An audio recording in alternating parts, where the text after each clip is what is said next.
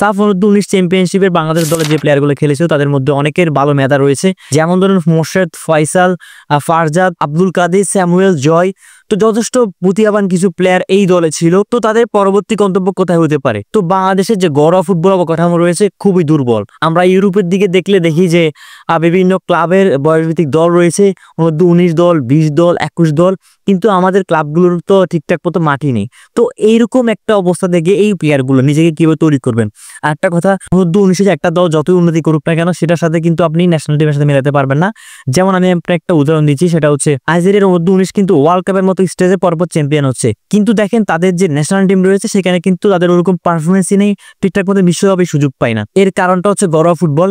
কেননা ফুটবল কিন্তু mind game এবং ফিজিক্যাল গেম। একটা ভালো ফুটবলার এবং একটি ভালো ফুটবল দল হতে গেলে কিন্তু ফিজিক্যালিটি যেমন প্রয়োজন, ঠিক তেমনি স্কিলও প্রয়োজন। সেই স্কিল আসে ঘরোয়া ফুটবল থেকে, ফুটবল অবকাঠামো থেকে আসে। যেমন নাইজেরিয়ার ফুটবল অবকাঠামো কিন্তু ওরকম ভালো না, তাদের ফিজিক্যালিটি ভালো।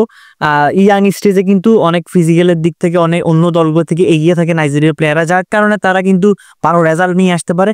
এরপর আস্তে আস্তে যখন ন্যাশনাল টিমে যায় তখন ওরকম ভালো রেজাল্ট আনতে পারে না। তার কারণটা হচ্ছে স্কিল ডেভেলপমেন্ট ঘাটতির কারণে। আমরা আর্জেন্টিনার দিকে যাই, আর্জেন্টিনা যে চ্যাম্পিয়ন হয়েছে ন্যাশনাল টিমে, আর বিগত বছরগুলো তারা ভালো করে আসছে, এটা কিন্তু একদিন আসেনি। এই লেভেল থেকে অনেক প্লেয়ার উঠে এসেছে। প্রতিটা ক্লাবের নির্দিষ্ট মাঠ রয়েছে, বয়সভিত্তিক দল রয়েছে, সব রকম সুযোগ সুবিধা রয়েছে। 19 থেকে 21-এ যায়, 21 থেকে 23-এ যায়, আস্তে আস্তে সিনিয়র টিমে যায়। অর্থাৎ হামজা চৌধুরী কিন্তু ইংল্যান্ডের লিস্টার সিটির বয়সভিত্তিক দল থেকে সিনিয়র টিমে এসেছে, তাছাড়া ইংল্যান্ডের বয়সভিত্তিক দলও সে খেলেছে। তো এরকম গ্রোথ হতে হলে ভালো ভালো টিমে খেলতে হয়, ক্লাবের মধ্যে ওরকম সুযোগ সুবিধা থাকতে হয়। আমাদের দেশে ক্লাবগুলোকে দেখেন, নিজেদের মাঠও নাই, বয়সভিত্তিক দল নেই, একাডেমি নেই, ওরকম কোনো কাঠামোই নেই। তো একটা প্লেয়ার নিজেকে কিভাবে তৈরি করবেন আমাদের দেশে? তো এখন উচিত আমাদের ক্লাবগুলোর নিজেদের অবকাঠামো ঠিক করা। যেমন বসুন্ধরা কিংস কিন্তু চেষ্টা করছে, ঠিক একইভাবে বাংলাদেশের যে অন্যান্য বড় বড় ক্লাবগুলো রয়েছে তাদেরকে এগিয়ে আসতে হবে। তাছাড়া বাহুপেরও নজরদারি করতে হবে এই বিষয়গুলোতে। বাহুপের কিন্তু বর্তমানে এলিট একাডেমি রয়েছে, বাহুপে নজর রাখতে হবে এরকম ট্যালেন্টেড প্লেয়ারগুলোর উপর, তাদেরকে ট্রেনিং এর উপর রাখতে হবে। আর এখান থেকে দেখবেন অনূর্ধ্ব-19-এর যে টিমটা ছিল এখান থেকে অনেকগুলো প্লেয়ার হারিয়ে যাবে। এরপর ক্লাবে আসবে, ক্লাবে নিজেরা নিজেদের মতো তৈরি করবেন। ওরকম ভালো কোচ নেই, ওরকম ভালো ফ্যাসিলিটিস নেই যেমনটা অন্যান্য দেশের বড় বড় ক্লাবগুলোতে আছে, যার কারণে এইভাবে বাংলাদেশে তরুণ প্লেয়াররা হারিয়ে যায়। যারা স্ট্রাগল করে টিকে থাকতে পারে, যারা নিজেদের মানিয়ে নিতে পারে সিস্টেমের সাথে, তারাই কোনো না কোনোভাবে টিকে থাকতে পারে। আর আমাদের দেশে প্লেয়ার উঠে আসে না এই কারণে যে ইউথ লেভেল থেকে ডেভেলপমেন্ট প্রসেসটা খুবই দুর্বল। এখন আমাদের টেনশন হচ্ছে যে মোর্শেদ, ফয়সাল এরা কিন্তু দুর্দান্ত খেলছে, তাছাড়া ফারজাদ তো আমেরিকা চলে গেছে, একটা হচ্ছে ইতালি থেকে আসে আব্দুল কাদের, সেও কিন্তু চলে যাচ্ছে। তাদের মধ্যে দেখবেন এই দুজন থেকে কেউ না কেউ ন্যাশনাল টিমে চলে আসছে, যার কারণটা হচ্ছে তারা যে প্রসেসে বেড়ে উঠবে, তারা যেই জায়গায় খেলবে ওই জায়গায় সিস্টেম কিন্তু ভালো।